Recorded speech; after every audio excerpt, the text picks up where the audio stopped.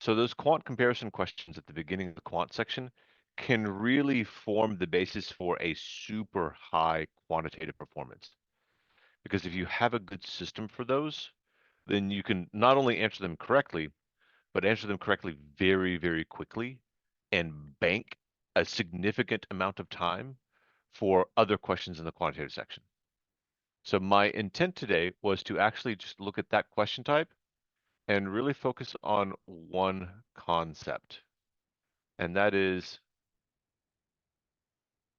how far can you simplify them? And that is what I've seen gives people the most opportunity for improvement. People just never seem to simplify this question type as much as you can. So that is my thought for today. Elena, how does that sound to you? That sounds really good to me. All right. Martin, how does Yeah, that sound to great. you? Good. And Ifeoma says that they're game. Perfect. And Daniel, welcome. You can get on the microphone if you would like. Yeah, thank you very much. Sounds very good to me. Thank you. All right. Well, then Just- let's go ahead and dive in. Everybody can see my screen, right? Yeah. Good. All right. So let's start, let's start here. Everyone take a few moments, just dive on in. And if you were at the very beginning of your studies, you may not remember, so I'll go ahead and put up here. Your answer choices are A, B, C, D. Answer choice A is that quantity A is always greater. Answer choice B, quantity B is always greater. Answer choice C, the two quantities are always equal. Answer choice D, we don't know. There is not a consistent relationship between the two quantities. I'll move that over to the left-hand side. Everybody take a minute, minute and a half. Give this problem an attempt.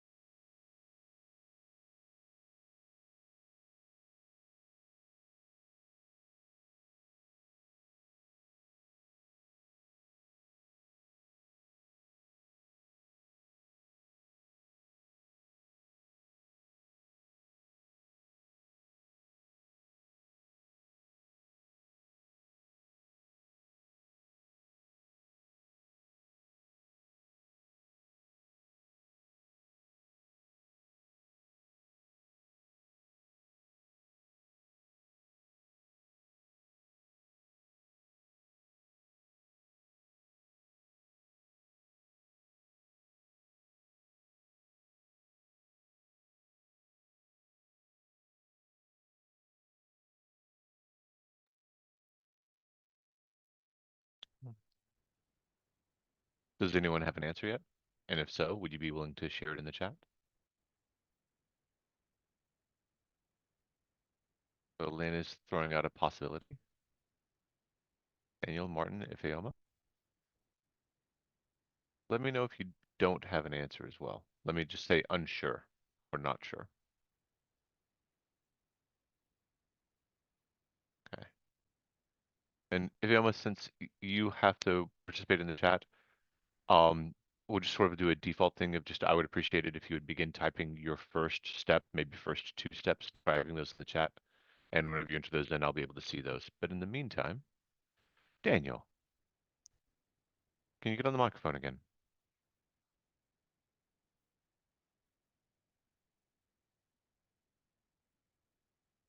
Daniel? No, Daniel?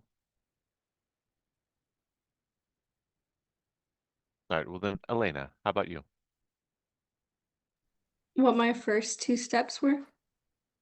Yes, however you want to however you would like to start this problem. I subtracted A from both sides, but I don't know if that's correct. Very nice. That's actually beautiful. Uh, the idea behind quant comparison is it's the analogy I use is it's almost like uh old style weight scales where you have like two pans connected by a lever, right? And let's say you have 20 kilograms in one pan, 10 kilograms in the other pan. You're allowed to do whatever you want to both pans, so long as you don't change whichever pan is heavier. And one of the things that you can do with that then is you can say, very well, I can subtract weight from both pans without changing which pan is heavier. So I can subtract an A from both. Now I have B, now I have C. Where would you like to go next? Still me? Or Sure. oh, okay. Or I you can call put in Martin or Daniel if you want to. oh I just put that since it's 2B equals to 4C, I just divided both sides by 2. So I got B as 2C equals or the Uh-huh. little box to C. Yep. B equals 2C. All right. And then what did you do with that new piece of information? Oh, I said B was equal to 2C, which equals C, or the little box to C. So if I'm understanding correctly, the little, I'm not sure what you mean by the little box, but this idea that quantity A can now be expressed as 2 times C.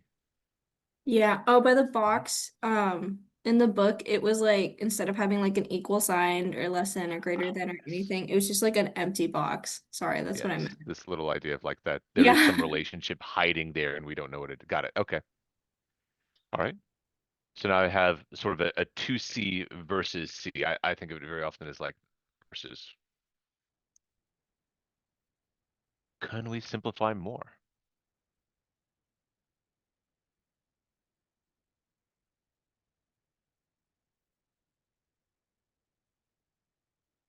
That's an open question to anyone. Do we think we could simplify this even more? And welcome Morris Street Media. I have a feeling that's not your name. That may be like your professional organization. If you have a moment, I would actually love it if you would just type in the chat or get on the microphone and let me know your name. But in the meantime as well, Elena, I just left it as that. I didn't simplify it any further. you can though. Do you remember where you started? Oh, you could subtract C then, or I'm not sure. Hmm. And if yes, you absolutely could have this as B divided by 2 equals C. You could have done that either way. And if you'd like in a moment, we can explore that path as well. But again, the idea of addition and subtraction is always safe. This, you can always add or subtract across the quantities. So you could subtract C from quantities. And now quantity B is just 0, and now quantity A is C. And now I have a much more direct question available. Do I know whether C is greater than, equal to, or less than 0? And the answer is, I do not.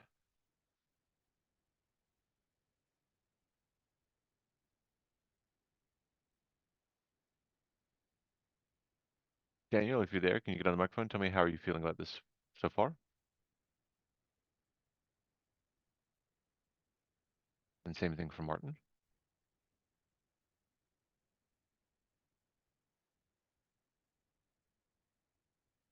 Or you can just tell me in the chat if you're feeling okay with this. Yeah, feeling okay. I originally had it as quantity A was bigger, but I totally forgot I overlooked the integer part. So yeah, I mean, it could be, 0, 2, it could be positive, negative, it doesn't matter, but it's not Exactly. specified, so we don't know. Yeah. Hmm. So good catch. Yeah. So we shouldn't assume 2C is greater than C because of the multiplication? Exactly, Elena. Because you don't have any knowledge of whether it's positive, negative, or zero. Oh, Daniel. Okay, that's fair. Can you hop on the microphone for just a moment so we can just talk through that?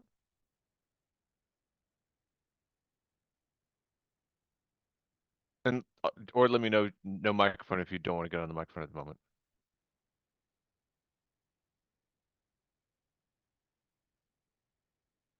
Okay, so maybe no microphone for Daniel. But the idea behind this question type is you have these two quantities, and our job is merely to decide, can we determine whether one is greater than the other? And we work with constraints that we have, and sometimes we can, sometimes we cannot. If Emily asked, can we have it as b over 2 equals c? You can. Ah, got it. Thank you, Daniel. B over 2 equals c, and then you could just sort of say, well, then I'll replace c with a b over 2 and keep quantity A as b. And now we get to another idea. Now I want to multiply if possible. And the idea behind simplifying around the quantities in quant comparison, there's some theory behind this, but we can summarize that theory into two basic principles. Addition and subtraction is always safe. You can always add and subtract anything you want at any time. Anything more complicated than addition or subtraction, you have to know you're doing that operation with a positive number. So I look and I see b versus b over 2, and what I would love to do is get rid of the fractions. I actually love to work with fractions because I can usually get rid of at some point. And so I'd ask, can I multiply by 2? Well, I can do more complicated things if I know I'm doing it with a positive number. 2 is a positive number, so I absolutely can multiply both sides by 2. And now I'll have 2b versus b. Notice here we end up at the same place, essentially. Subtract a b from both sides. And now I'd have 0 versus b. And I'm still asking, do I know whether b is greater than, equal to, or less than 0? And I still would not know. Notice that in these two approaches, your quantities are not the same. In Elena's approach, quantity A becomes C. In Ifeoma's approach, and the way I took it, quantity A becomes B. It's okay if you change your quantities. You want to change your quantities very often and make them simpler. You just cannot change the relationship between them. That's the idea. Questions, comments, concerns from anybody?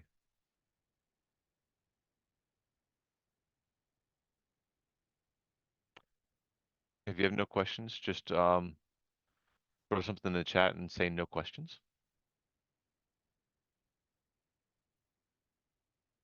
Thank you, Elena.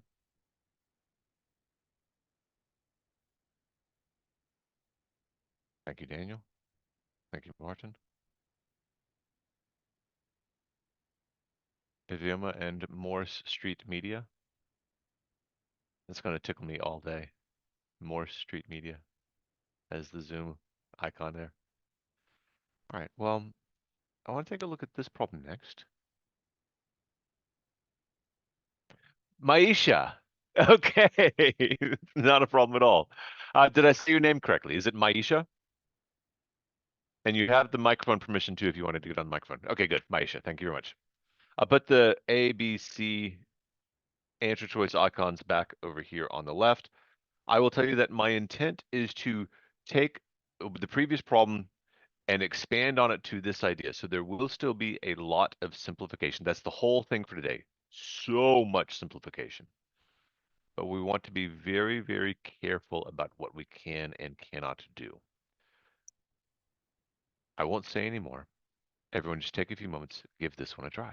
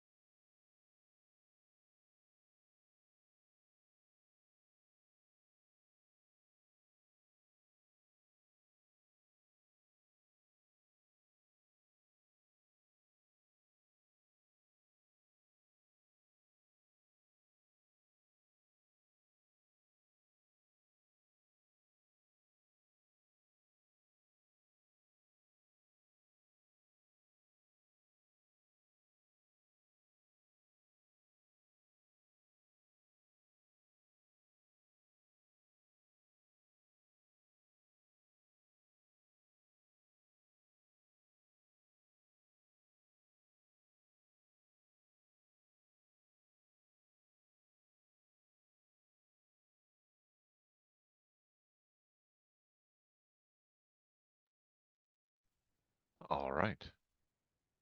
Would anyone like to share their thoughts, either in the chat or on the microphone?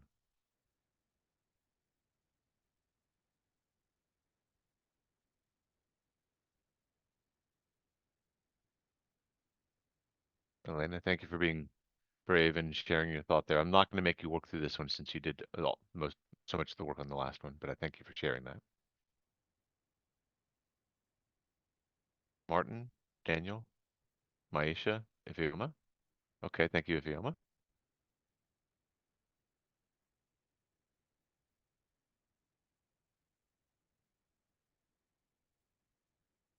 The thing that I would want to do most here, what I would dearly love to do, is divide both quantities by k and cancel it out.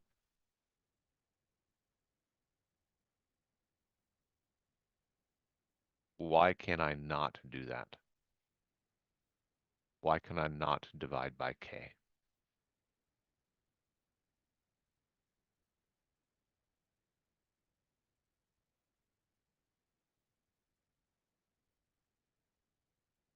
I might be. I might be changing the relationship. To responding to Maisha's chat, I might be changing the relationship. In Ifeoma's suggestion about how to tackle the previous problem, I could multiply both quantities by 2 because I know that 2 is positive. And everything in here, this idea of changing the relationship, it's all about the fact that if you have an inequality sign, that's the issue.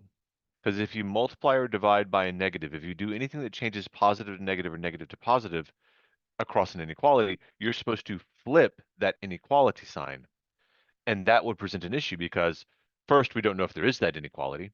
And second, we don't know what direction it is, so we don't know what direction to flip it. So anything more complicated, I have to make sure that I'm doing with positive numbers. And the sneakiness here is that I am told that these things are non-negative integers,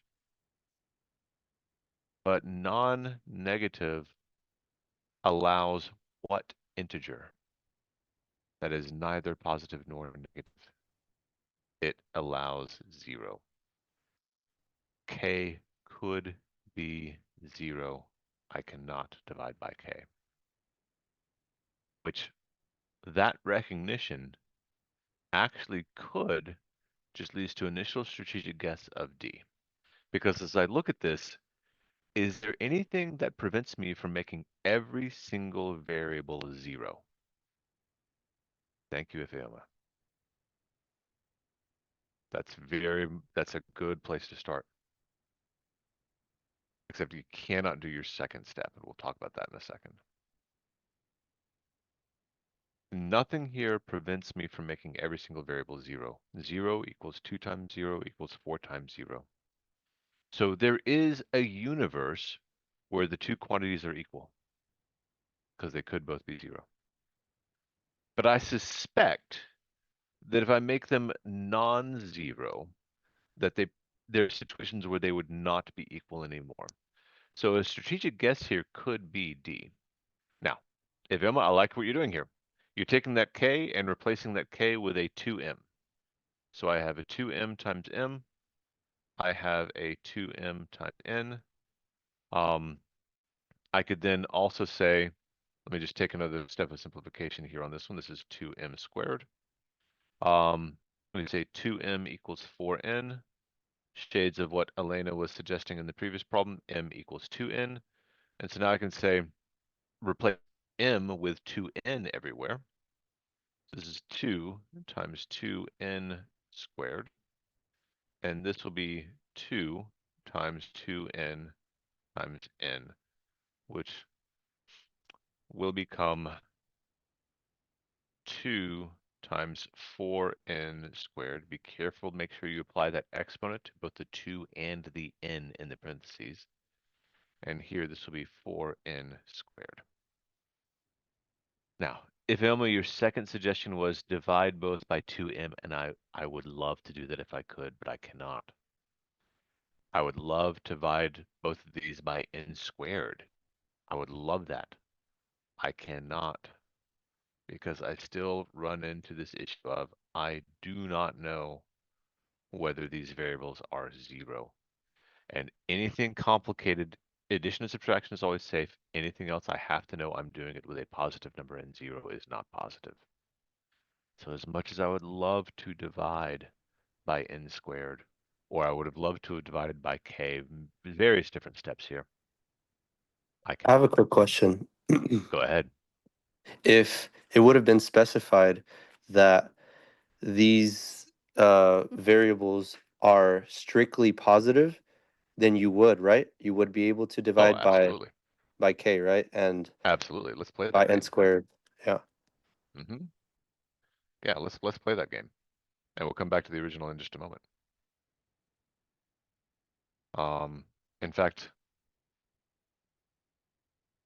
yeah, we'll just go ahead and say like, let's say there's like, make it even more interesting to come upon the idea of when the GRE poses things in a story. Let's say it's something like, there's some story element and the story tells that essentially K, M, and N are the number of children in in 3 different parks. Martin, does this still give us the same positive integer reassurance?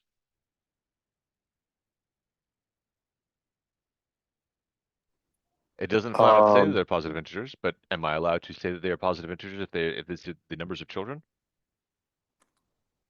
I mean, they could be k could still be 0, let's say, right? 0 children. Or are we So to yeah, let's see, are some non-zero number of children? okay. Yeah. Then yeah, I guess you can Hmm. yeah, it would just be positive at that case, right? Yeah. Yeah. The idea here is that anytime the GRE gives you a real world context, you are expected to make certain derive certain implications about numerical constraints based on that. So yeah, we'd say here non-zero number of children, and now this k, m, and n will be positive. They will be integers. Absolutely divide by k. Done and done. And now I have m versus n. Oh, and let me bring back this.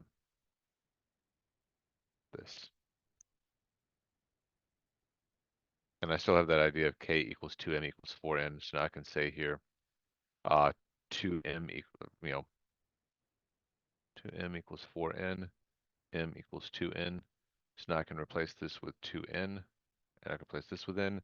And now I absolutely can divide by n if I wish, because I now know that n is positive. And now I have 2 versus 1, and this would be answer choice A. Coming back to this original, since it could be 0, I cannot divide by n squared. Open question to anyone. What could I still do to simplify further if I wish to?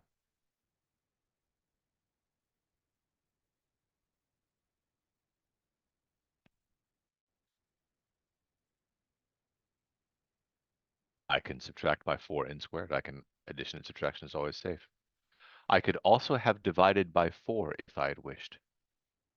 That would have also been an option, because you do know that 4 is a positive integer, which actually I can still divide by 4.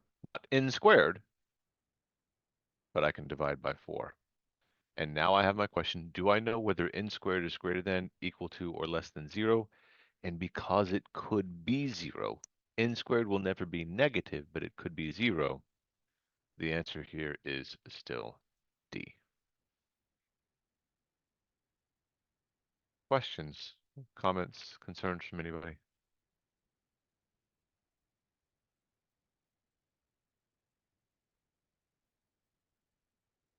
If there are no questions, just type in the chat, please, no questions.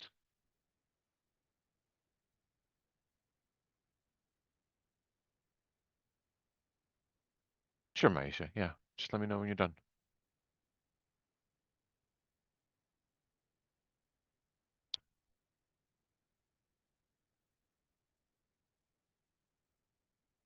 Actually, coming to think of it,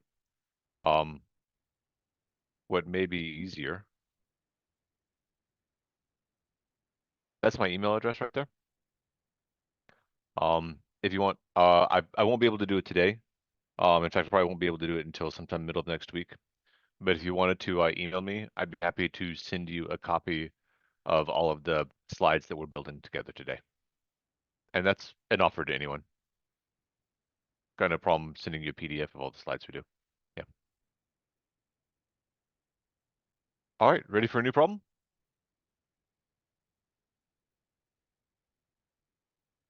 All right. The next one, in my opinion, deserves more time, so don't be surprised if I give you more time. If you feel stuck or if you have an answer before I start talking again, feel free to go ahead and tell me so in the chat. But the next one does take a little bit more time, a little bit more manipulation.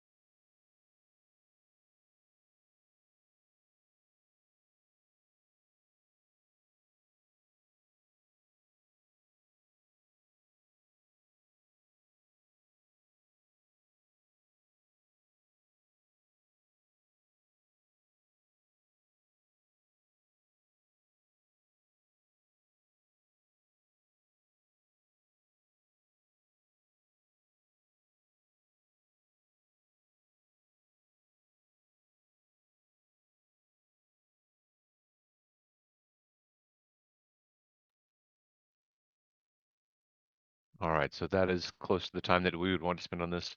Realistically, probably a little bit more time than you would want to spend on the test. This would actually be a very reasonable problem to look at on the test and go, no, I'm not doing this right now.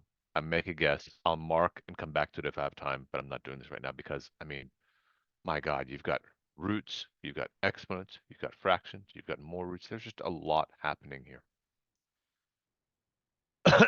Yeah, Vioma, that's fair enough. Uh,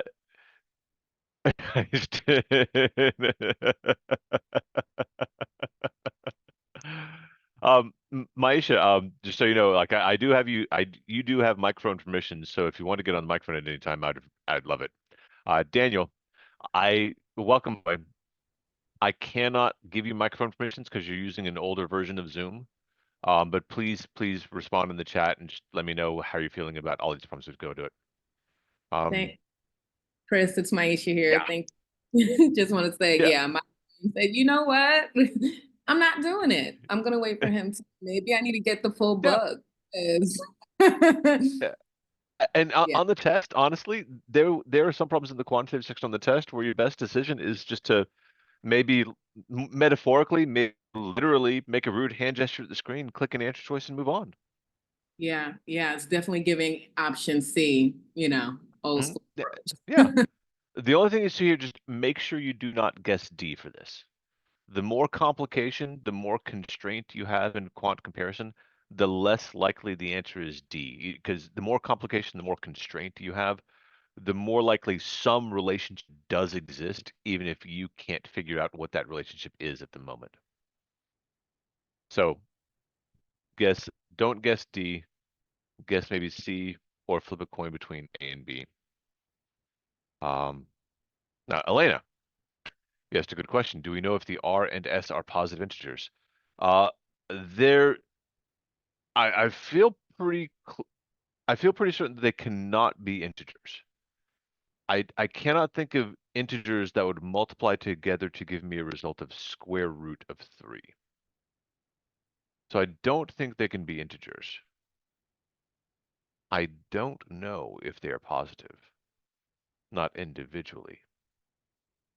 It could be a negative times a negative. Like you could have root 3 times 1. That would equal root 3. Or you could have negative root 3 times negative 1. That would also equal root 3. So I don't know if they are positive, which is why if I'm looking at this and thinking, hey, wouldn't it be great if I could get the variables out of my denominator, maybe multiply both sides by s to, cannot do it.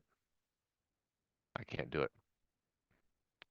Because that would be potentially changing the relationship between the quantities. But simplifying internally is not changing a relationship.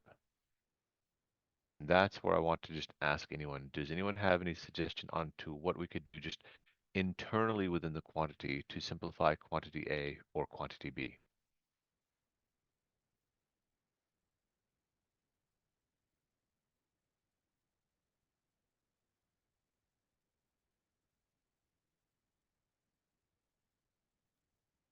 Well, quantity B, 14 over 42, that can be simplified as 1/3. Nice. Yep, 14 goes into 42 3 times, so I can make that RS squared over 3S. And then S squared over S can also be simplified as just S in the numerator. Mm-hmm. No Yep, I S in the can, denominator. perfect. So I have RS over 3.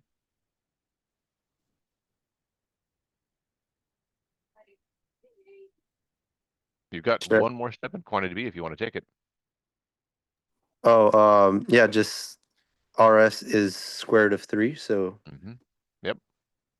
square root of 3 Again, over 3. we have not done anything up to this point moving across the quantities. I'm just reformatting quantity B internally. So there's no danger of any type of sign flipping or anything like that. All right, so that's quantity B simplified down very nicely. What could we do with quantity A?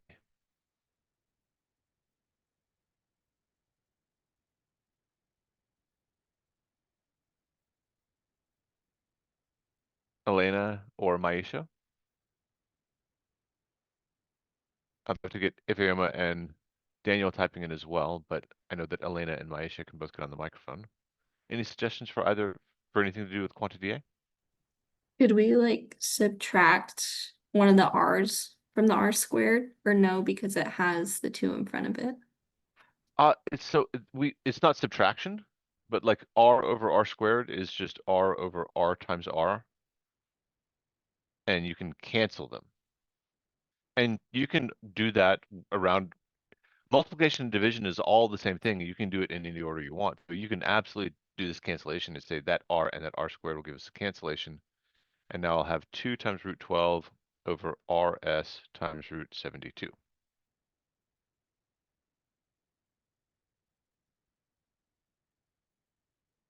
Now we've actually got a few options.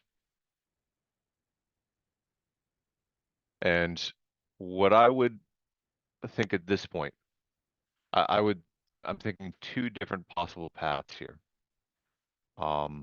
Path 1 I get rid of the RS. I look at quantity B, there are no more variables in quantity B. I would love to not have variables in quantity A. I can get rid of the RS and not have any variables in quantity A. Option 2, I can try to work with that root 12 and root 72 to try and break those down a little bit and simplify those. I will leave it open to the group. For the 12, could you, to your point, break it down? So square root of 4 times 3, and then square root of 4 times square root of 3. So then 2 times the square root of 3. Yep, absolutely. Could you do something similar with the root 72? Yes. So square root of, you do 6 and 12. Does that make sense? Or Yeah. Can I do 9 and 8 yes. instead? Yeah, that's even better. Do you know why I want to do 9 and 8 instead? Because square root of 9 is 3. And Yeah. then, yeah. And then I can say square root of 8. 8 is still 4 times 2. So I'm gonna make that 3 times 2 times the square root of 2. So I can make that 6 root 2. So here I now have 2 times 2 root 3, because that's the same as the square root of 12. And I have RS times 6 times root 2. That's the same thing as your square root of 72. The other option, I should have break up the 72, we could have gone with 36 times 2. 36 times 2 would have also been a good break, because 36 is again a perfect square. But what Yes. we're seeing here, and this is something that, this is a content issue that, let me think here. I'm clicking back right now. If y'all want to, I did one of these free prep hours on April 1st of this year. And if you go in, that should be up on YouTube. And if you want to go back, go through and find that, search for that. I did one about exponent content and how to deal with exponent simplifications. And so a lot of that would be helpful for this problem as well if y'all want to go back and look at that. But we continue. I would still like to simplify more with quantity A. I see that the 2 and the 6 can go ahead and cancel, so I can do a little bit there. So now I have 2 root 3 over RS times 3 times root 2. What would we like to do next?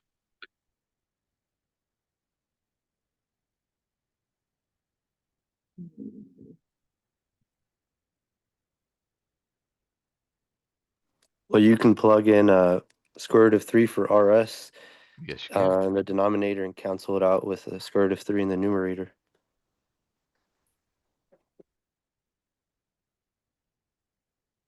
And now I can cancel those.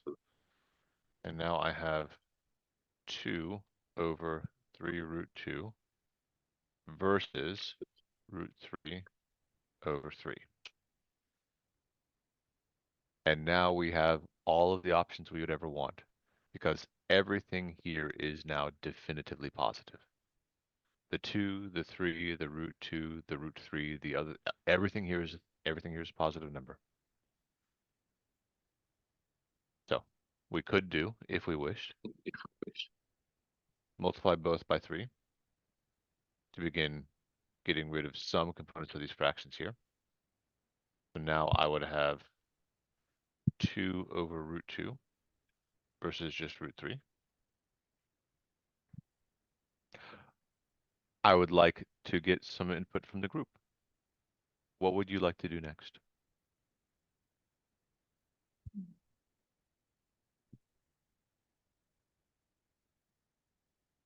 Let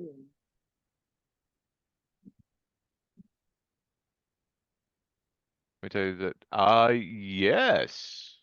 Yes, Elena. Once you know everything is positive, all your options are now on the table. If you want to square both of them to get rid of the root, square away. Square, square. So now quantity B will just be 3 And this will be 4/2, which is the same thing as 2. And now I'm sitting there going, well, 2 versus 3. I think I know which one of those is larger.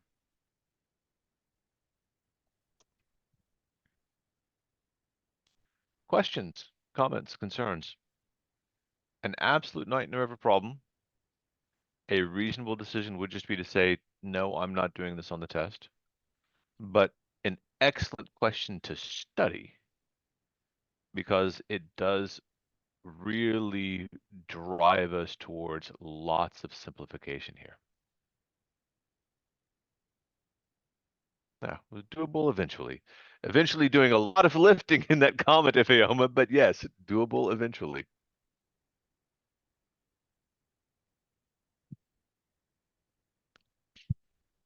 Does anyone want to discuss anything about the problem before we look at one more? Maybe 2 more if we have time, but I don't know if we will.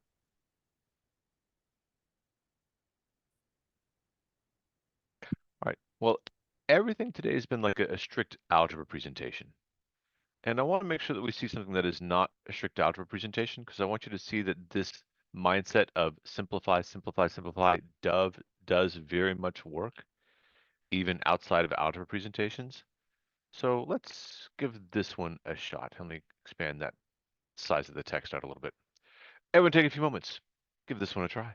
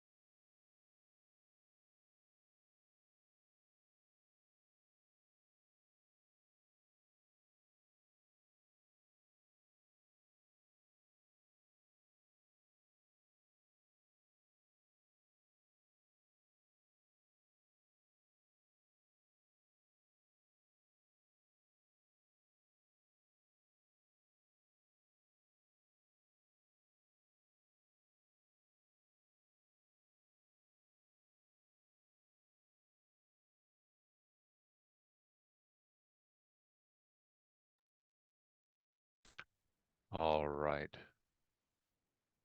I'm told that this price of some item, which I will creatively call P, greater than 90, less than 150. Now, the first sneaky thing here, percentages are not numbers. So let's be very, very aware of when we're doing a percentage style discount versus when it is just a literal subtract a certain number of dollars style discount. In quantity A, I start with P. And now, how do I take a 10% discount off of P? Open question to anyone.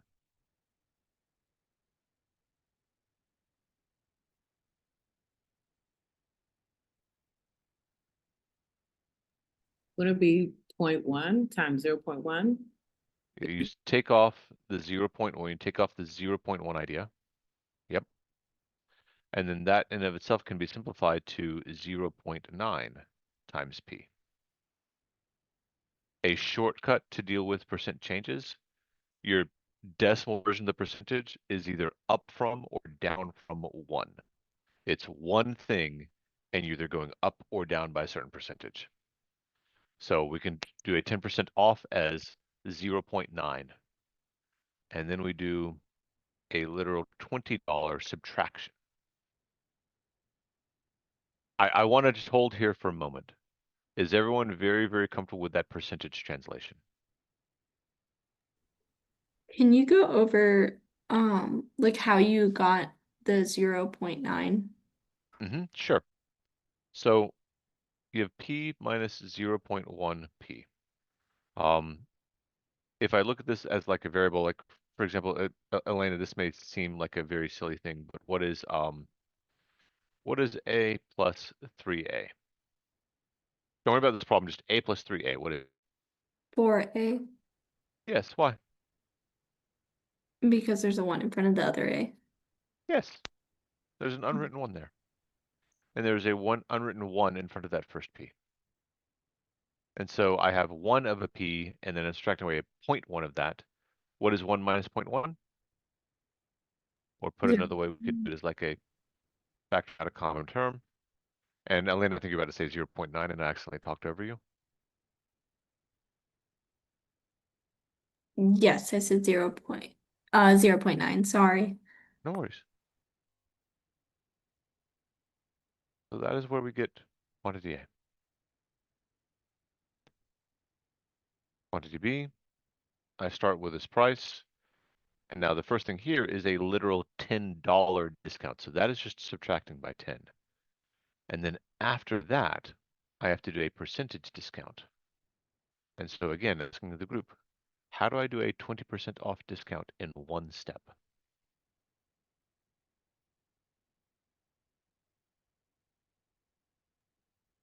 It'd be 0.8 P. Yep. 0.8. 0.8 times that thing, not just times P, Maisha, because it's you do the P minus 10 and then that whole thing gets that 20% discount. Thank you for that. And now I would say, you know what, Chris? You don't have any parentheses on quantity A. Why would you want parentheses in quantity B? And the answer is you don't. You want to make things look the same. So let's get rid of the parentheses in quantity B. Let's distribute out that 0.8 to both items. So now I'll have 0.8 P minus, and 10 times 0.8 is just 10, so just 8, excuse me.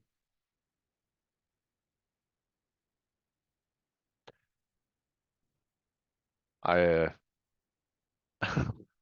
I don't know if I hope none of this is here. I hope none of y'all are hearing this, but I'm so hungry right now. My stomach is growling so loudly that I'm just hoping that's not coming through the microphone. If it is, I'm very sorry. You too, Maisha? Okay, good, thank you. What could we do to further simplify here?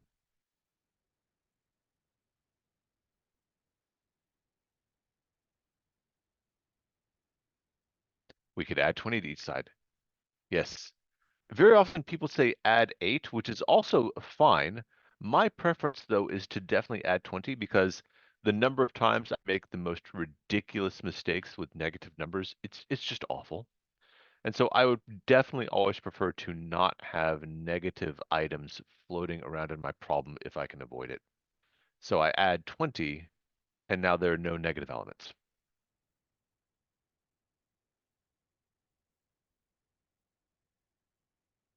Two more steps and we're done.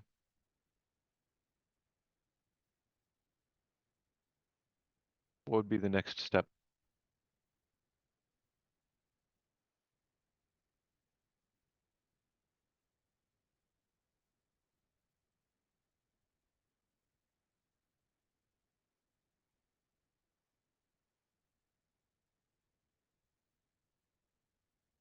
Addition and subtraction is always safe. And here everything is positive, so we'd literally do anything we wanted. I would say let's subtract the 0.8p from both sides.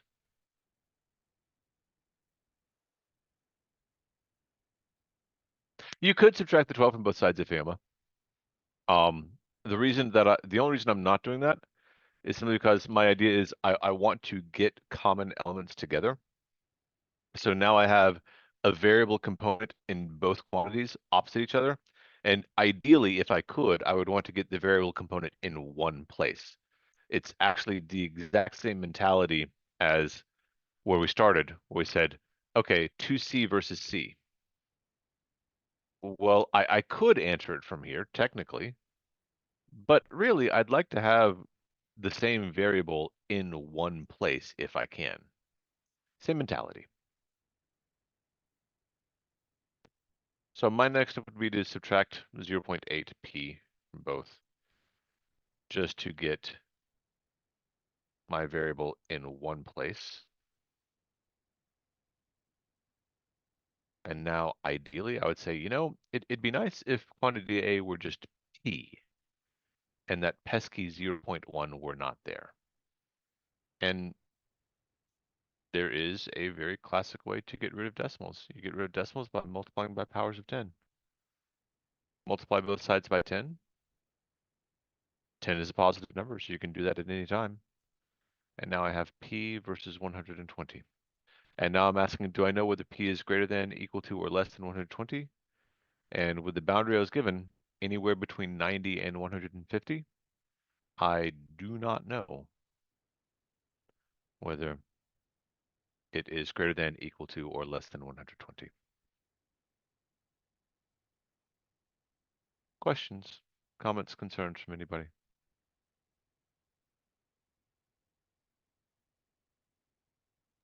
So because it's within the limits, we don't know. But if it went under 90 or over 150, then we would know. Yeah, like for example, if you take this whole you take the exact same problem, but now if your limit had been p is somewhere between 90 and 100,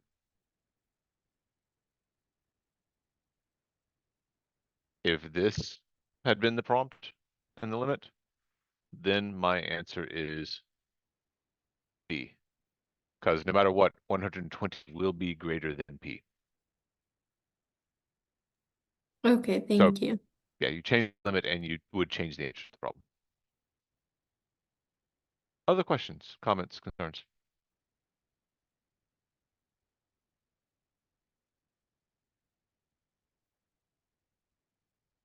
I do want to take a moment.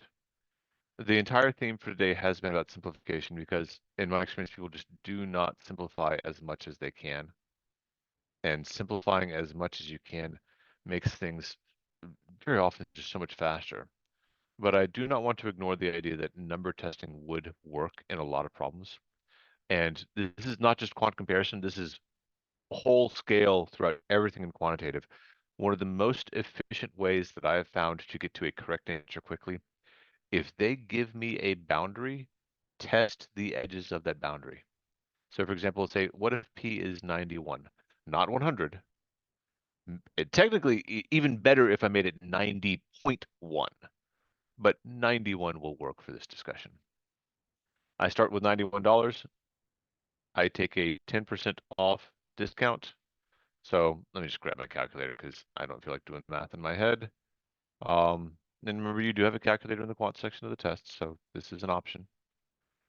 Do the 91 times 0.9, and I'll get 81.9.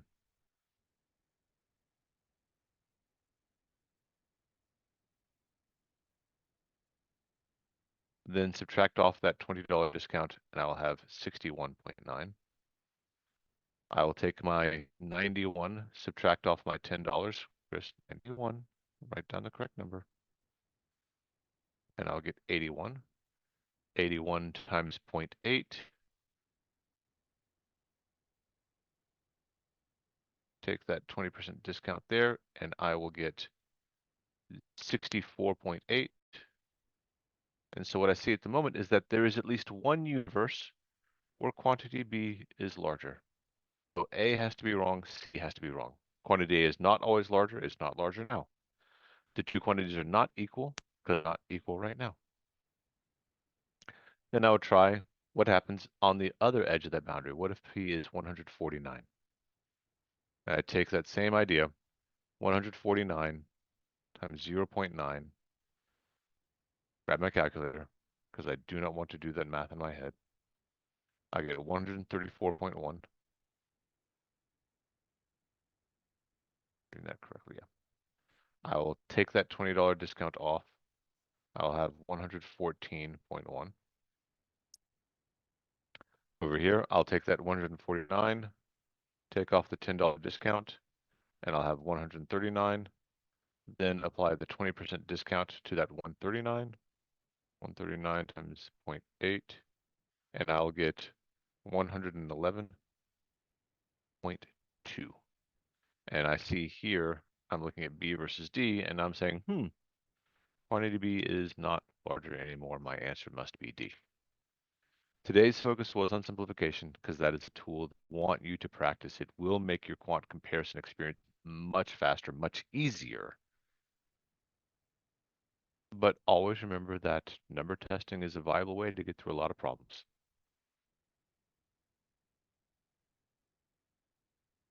Questions, comments, concerns from anybody?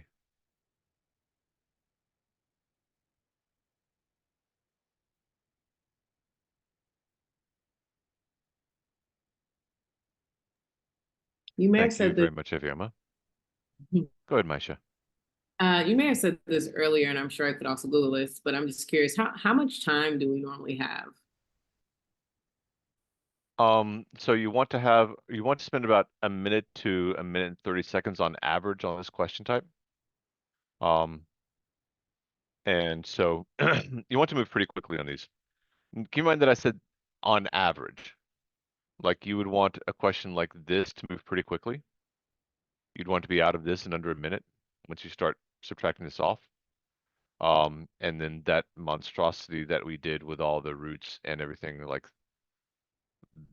this problem, honestly, this problem, I could see this taking close to 3 minutes because you got to do a lot on this problem.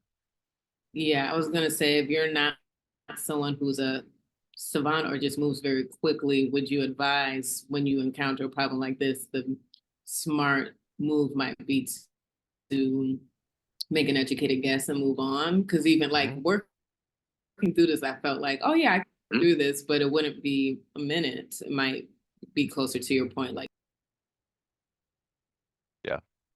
Yeah, you definitely want to look at some problems and say, even if I could do it, I think I know how much it's going to cost me. And maybe that'll be worthwhile if I have time at the end, but it's not worth that amount of time right now.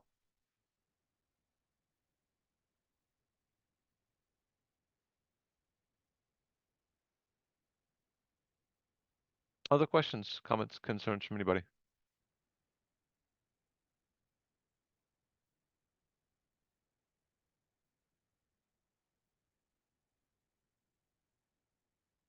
Well, that has been our time for today. If we take the GRE online, can we go back to past questions? Yeah. Yeah, you within the same section. Like you cannot go back. Once you close a section, you can't go back to an old section, but you can absolutely go back and forth within a section. In fact, it's very common for me, depending on the person I'm working with, I will tell tutoring students sometimes do the section backwards. Go all the way to the end, go to the last question, and then work back towards the beginning. I like that more in the verbal section than I do in the quantitative. In the verbal section, the beginning is the text completion questions, which are supposed to move just faster than about anything else. So it can be nice to work backwards in the verbal section because when you get to the end, what is for you then the beginning of the section, you're pressed for time, but you're also doing the problems that are supposed to move fastest anyways. How much does this add to total score? Yes, this is a springboard to a great score because number one, you always start with four to five quant comparison questions at the beginning of a section. So it's a solid third of the section. And so if you can get these right very, very quickly, number one, you're getting a lot of right answers. And number two, you are putting anywhere from 2 to maybe honestly 3 or 4 minutes banked time that you can now add on to other questions later. And 2 to 4 minutes doesn't sound like a lot, but in one section of a test, it is a lot.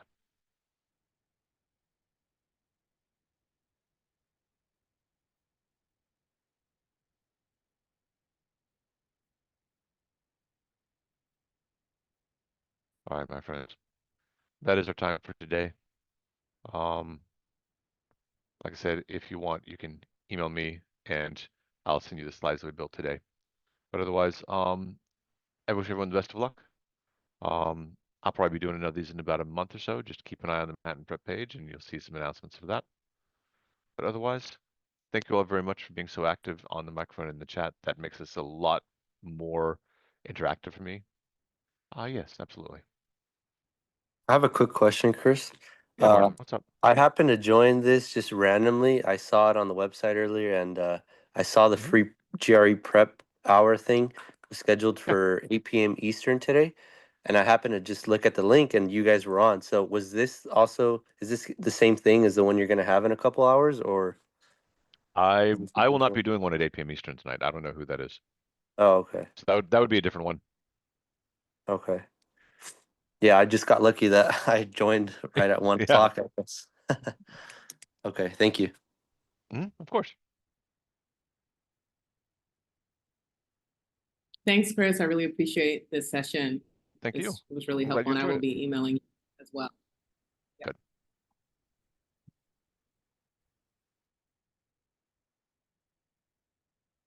Yeah, it's quite possible that so basically Manhattan Prep has a few Zoom rooms for webinars like this. I think we only have 2 of them. So it's quite possible that the 8 p.m. one will still be in this room as well. So That makes it could be sense. the same link. All right, well, thank you, everybody. Good luck. And reach out through email if you need anything. And thank you very much.